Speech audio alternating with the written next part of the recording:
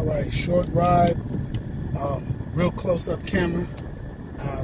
Today's blog, I want to talk about accepting who you are, finding out who you are, writing from your own perspective, and understanding your perspective and how do you find that out.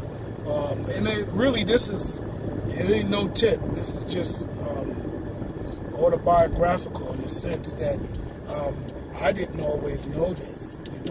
Kind of knew it, and I had to always keep reminding myself that what I write is from my perspective, and trying to fit my writing into other styles and other people's writing to, I guess, get a publishing deal, to be more accepted, is not how you, I guess, make it per se.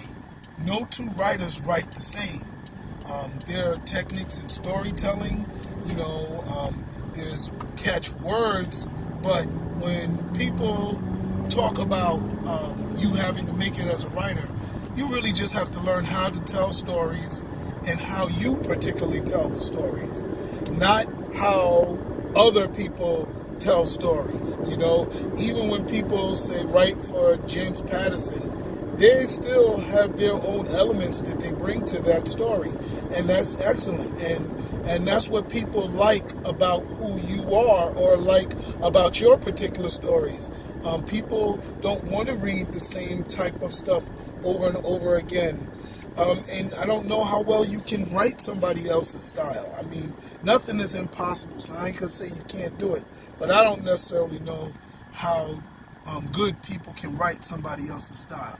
What I do say for me is, I remember when I first started writing books, and I was printing them out, and it was like, yeah, who's your market? I was like, I don't know what my market is going to be, people who read, damn it, Then I saw, the genre would define me, right? I write science fiction, that's my market, right? Or horror, that's my market, right? And then I started thinking from film. I was like, yeah, well, I have that movie in my mind. Maybe that market in books is my genre, or my market, or my audience. And then I realized, there's a lot of people that write messages in their stories, and I am not against that, but because I think all stories have some form of message in it. And then I was like, well, maybe I accepted that my stories have messages. But then I was like, you know what? I don't talk like Dr. Seuss.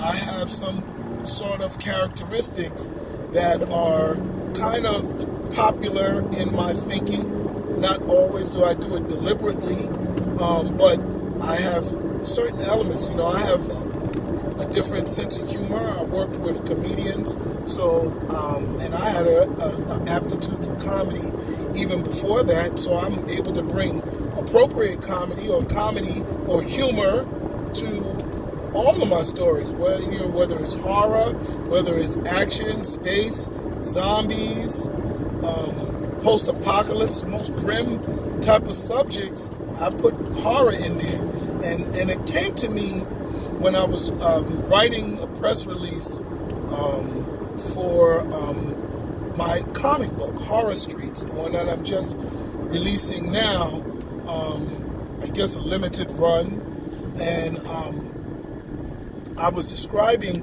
the stories in there, and I was saying, this isn't your regular horror story. I'm addressing certain political messages in there.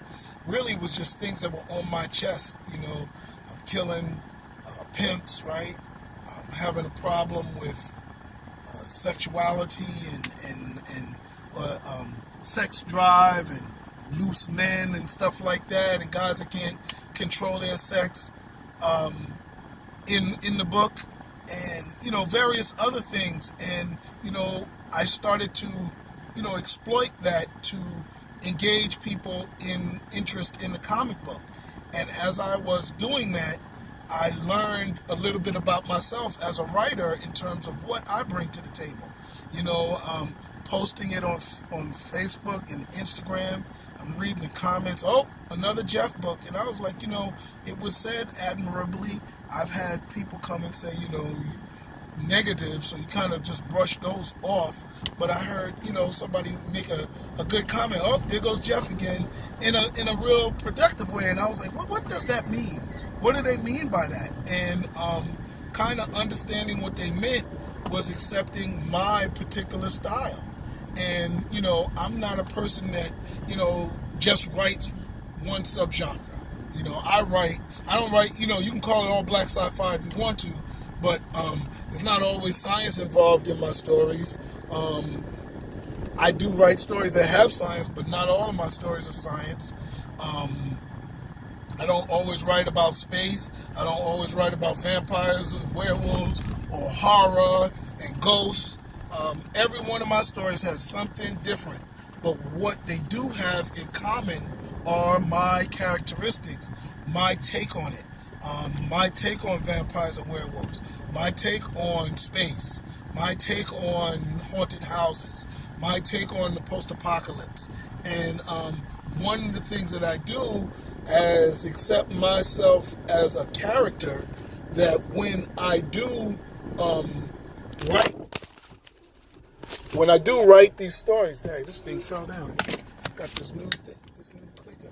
And when I do write these stories, I keep myself in mind as a character, because I want to bring my stories, I want to make the best me in my stories. So if you're reading one of my stories, I want you to get the most of me that you can, because in addition to my characters and in addition to my story, you're reading it from me. So it's like, I think when what made me think of this was an interview that I saw from Mike Epps on his little situation with Kevin Hart.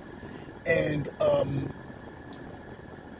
he was, talking about, Kevin Hart, and he kind of went all over the place. So it was really hard to understand exactly what he was saying. Although I don't think he should have said, what he thought of Kevin's comedy. People, this is the real world. People don't have any etiquette, or etiquette is all over the place. Morals is all over the place. But in my etiquette, if you ain't got nothing good to say, unless a person did something to you, you don't say anything at all. Or unless it's for an educational purpose, right? But he wanted to say, he didn't feel Kevin was funny. And then he went to say some other stuff. I personally took from that is that there are varieties of comedy. There's varieties of stories. So just like there's comedy, there's varieties of stories. Everybody's not going to appeal to everybody, right? But does it make it right or wrong? No. It is how that person accepts their stories or how they want to write them. And that's what I try to do. I try to be the best me that I can in my stories, and whoever likes them, they like them. And I'm going to continue to feed those people that like them, and eventually, more people will get into it. The more I'm getting into who I am. It's like, I think Kevin Hart found his comic identity. And that's what you have to do as a storyteller. You have to find your storytelling identity and do it, whether it's a video game, comic book, novel, film, you name it, it's you. Make it you. So, and the more you write, the more you'll find out who you are. And that's it. So I just wanted to wrap up, but that was really what I wanted to address. It took me such a long time to even remember what I wanted to say. Oh my God.